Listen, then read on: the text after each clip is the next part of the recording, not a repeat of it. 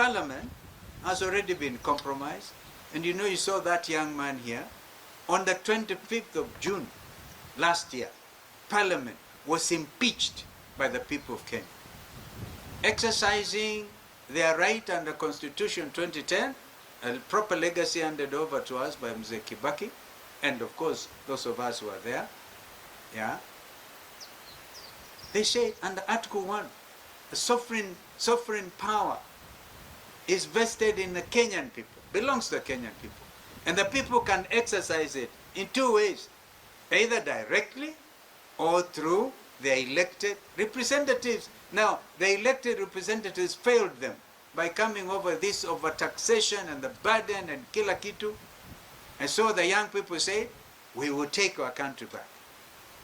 They went to Parliament on the 25th of June through the Gen Z revolution, which in my view is ongoing, because those young people are still angry.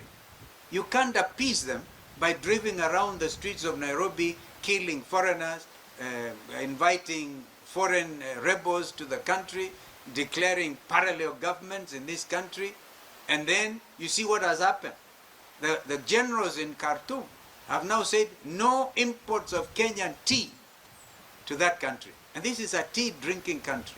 See some of these, even in terms of diplomatic conduct, a messy situation. The state of the nation is actually a mess. Now, the only little, probably little good thing is the chapati. But you know, even William is corrupting chapati. He says his name is El Chapati or Chapo, El Chapo or something.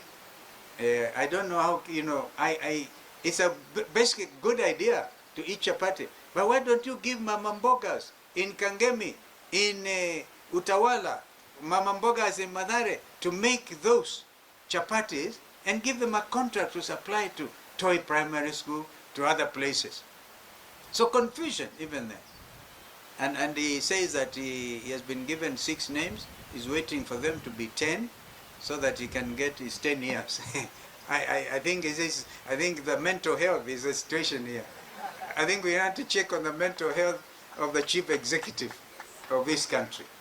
That he thinks by giving him 10 names, and they are all very well elaborated, that translates to 10 years. Mental health, Sylvia. So I don't want to continue to bore you. Let's all now work together. And I want to thank this young man, the Speaker of County Assembly of Makueni. He's so trusted, he's so able. But now you see his ability to be a poet is something, you should never hide that talent. It is this young man, along with other people like Mutisia, formerly of Treasurer of KNUT, Daniel Yumbia. How many of you remember Daniel Yumbia? He's still around. Daniel Yumbia, Professor Mulubi, Ndoto, who worked hard to bring integration of the mountain people. So, and so the elders are still talking to others in the Rift Valley, talking to others in Kisii, talking to others in the Mijikendas.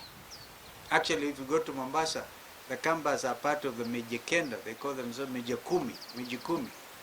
You unite our people so that in itself brings stability of the nation. And then everybody else must feel included.